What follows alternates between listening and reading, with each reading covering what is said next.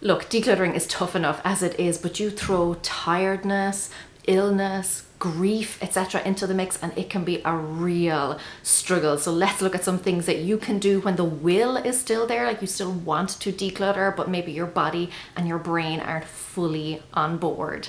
Let's go. Hi guys, it's Laura, and the first thing I want to say is that there is a free printable available for email subscribers. It will be in the resource library for you. If you're not already an email subscriber, or if you are and you've just forgotten how to access it, I will leave details in the description. But this printable is essentially a checklist of things that you can do when your energy levels or your emotional levels are low. But I will say that if you need to rest, please do. This is not an, always be doing something list, not at all. Sometimes the most productive thing you can do is take a break and recharge. Also make sure that you're giving yourself what you need, what your body needs. That might be nutritional food, it might be water, could be a nap, it could be some kind of soothing activity, something comforting, it could be medication. Just make sure that those foundational needs, those essential needs are met first. The first thing to figure out, and this is really important at the outset, but that is whether your low energy is a physical thing, it's your body, or whether it is a mental or emotional thing, in other words, your brain or your heart. Why that is so important is that sometimes we are physically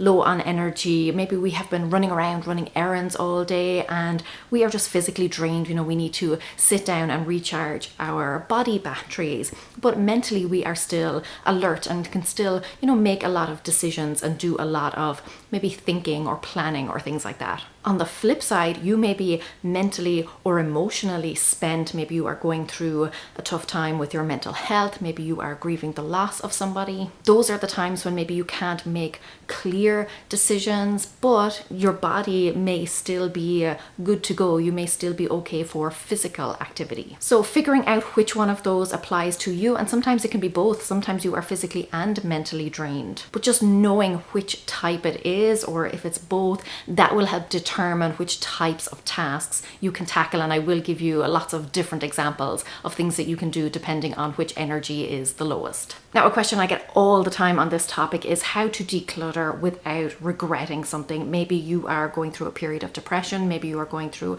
a period of grief. How can you make decisions that you will not later regret? How can you declutter when maybe you are not thinking 100% clearly, or maybe your judgment is clouded, or you just can't trust your own judgment, or you think that maybe in the future things will have changed for you? What I would say here is, if you are going through a period like that where you feel that your emotions may not be on an even keel, declutter in the sense that you can go through your home and decide on some things that you think you might like to declutter, but don't actually get rid of them. Don't actually move them out of your home until you are feeling a little bit more balanced, a little bit more grounded, or until a certain amount of time has passed where you can be more sure of your decision. So you can certainly set things aside, but don't get rid of them just yet. So I'm going to start off by talking about some things that you can do when you have a little bit of energy in the tank, whether that be physical or mental, some things that you can do when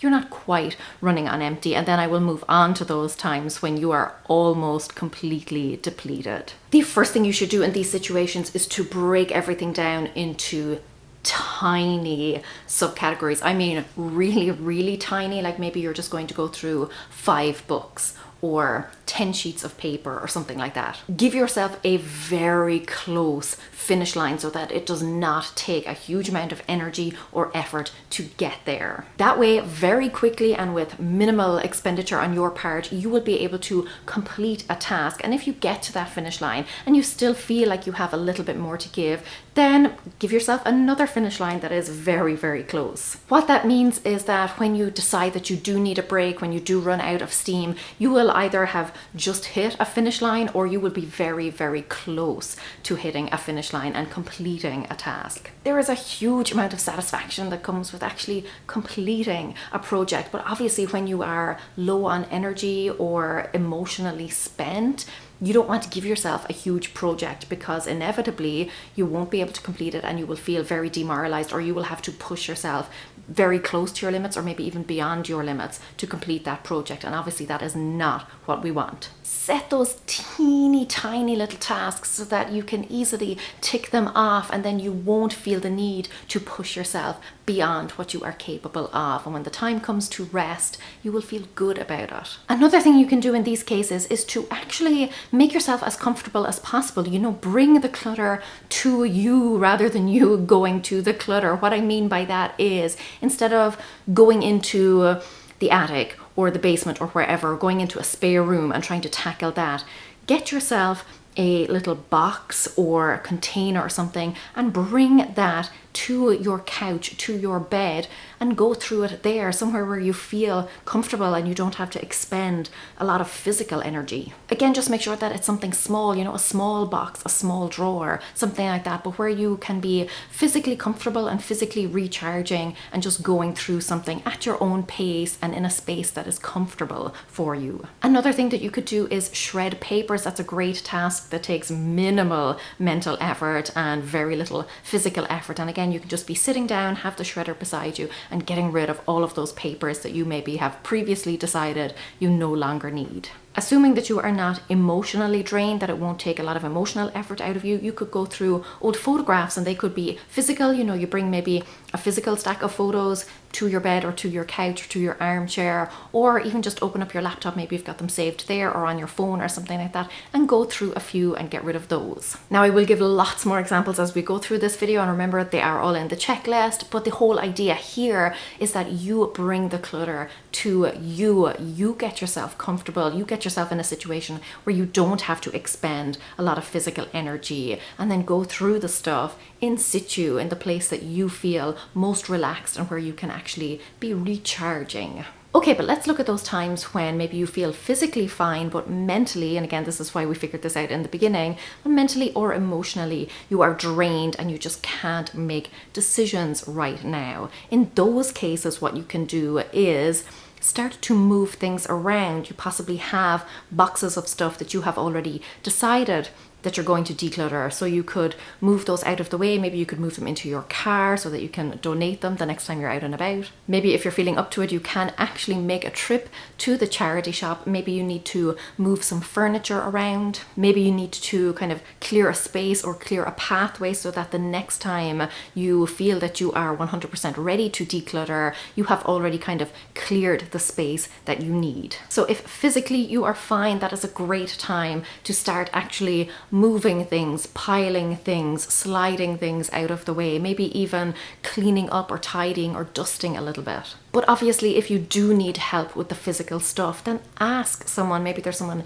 in your household, maybe there is somebody that you could hire to help you. Again, it's all about figuring out what energy levels you have, the type of energy you have, and then focusing on that and maybe getting some help with the other aspects, or just delaying them until those batteries have recharged. Now, this probably goes without saying, but make sure that you are taking plenty of breaks, because if some part of you is drained, then obviously that's going to need time to recharge and rejuvenate. If you keep pushing yourself without taking breaks, it's just going to drain even further. Make sure you are allowing yourself time to bounce back, and the time will vary depending on what exactly the issue is, but take those breaks when you need them. Kind of leading on from that, something that can be very, very helpful is to actually create yourself a list of quick wins, so that when your batteries do recharge a little bit, or when you wake up in the morning and you are feeling good, or when you just have a day where you're feeling lighter and brighter, you will immediately know what you can tackle so that you can dive right in. Again, this is not about always doing something. It's not about filling every moment, but sometimes when you are very low on energy, it might be frustrating for you that you're not making as much progress as you would like. And then if you do have a moment of energy, or you do have a good day, You might feel like you are ready to tackle something, and having a list makes sure that you can take advantage of those times when you do want to make progress and you have the energy to match that. It means you're not looking around kind of wondering what you should do next, but having that list of quick wins means that when you do have a good day, when you do come through whatever episode you are going through, that you will be ready to hit the ground running. And I have included a blank checklist in that printable where you can actually fill out your own list of quick wins, the things that you can tackle when you do have the energy and the motivation to do it. Okay, let's move on to those times when your tank is reasonably empty, like you have very little to give. Again, you still want to make some progress. This is not about pushing past your limits. If you need the rest, take it. But if you are very low on energy, maybe you're having a flare up or something like that, if you suffer from chronic pain, chronic illness, you still want to do something, but your body or maybe your mental capacity is just not quite there. This is a great time to do some kind of prepping or planning or research. Again, like with the quick wins list, you can kind of plan what your next decluttering project will be. You can even decide what you are going to declutter, just kind of mentally picture a drawer or a bookcase, or maybe you're looking at it, from your bed or something, and you can just kind of go through and make some of those decisions. Maybe you could just decide that you want to move a piece of furniture from one side of the room to another, or maybe you've decided that you want to get rid of that piece of furniture. Maybe you could just sketch a quick layout of how you would like the room or your home to look. Another great thing to do is to take some photographs. I always talk about the benefit of taking before photographs of your space so that as you're going through, you can look back and see how much progress you've made. So take some before photographs, or if you're in the middle of it and you've just had to take a break, take some kind of in progress pictures. They're always wonderful to look back on, but they require very minimal effort. Journaling is another great thing that you can do. Just talking about maybe how you feel, how you would like to feel, how you would like your home to feel, doing that kind of vision exercise, what you would like to get out of decluttering or what you are getting out of it so far. Writing down all of the wins and successes you have had so far, all of the lessons that you have learned. Sometimes it's really helpful if you are kind of struggling with letting go of a particular item because it reminds you of something. It's not necessarily the physical item itself, but what it represents. Sometimes journaling about that and keeping the memories alive in that way, in a journal entry, makes it easier for you to let go of the physical item. So there are lots of different things that you could write about. Decluttering can be a lot of decision making. It can be a lot of prep work. It can be a lot of research. So if you can do some of that up front, then the next time you feel good, you can actually tackle that space and already knowing kind of how you want it to look or how you're going to approach it. Here are some more examples of things that you could do if you are very, very low on energy. One is to make some phone calls. Maybe you need to book an appointment. Maybe you need to call and have somebody pick up stuff. You have maybe already decluttered some stuff and you've got some boxes lying there. You can organize for a charity, an organization to come and collect those. You could also call up or even email and ask a company to remove you from their junk mail list, from their mailing list. You could call up a company and see if you can get your utility bills reduced, like cut out all of that financial clutter. You can cancel subscriptions that you no longer need, but phone calls and emails, even just sending like a quick social media DM or something, is a great way that you can still kind of continue to declutter and to cut down on the things in your life without expending any real energy. Nothing that is really going to deplete you a massive amount, unless you're an introvert like me and talking on the phone does actually deplete you hugely. But like I said, even just emails or messages sent online. Sometimes you can just even make a list of those things so that when you are feeling well enough, then you can make those phone calls or send those emails. Something else then, and this can be kind of a fun one, but that is creating a mood board or a vision board, whatever you'd like to call it. You could do it around maybe your home, how you would like it to look. So hop on Pinterest or grab yourself a stack of magazines and just cut out pictures, things that represent the lifestyle that you would like to be living, the home that you would like to be living in, maybe particular storage solutions or just layouts, etc. And the same can go for your personal style. You know, maybe you create a board that is just for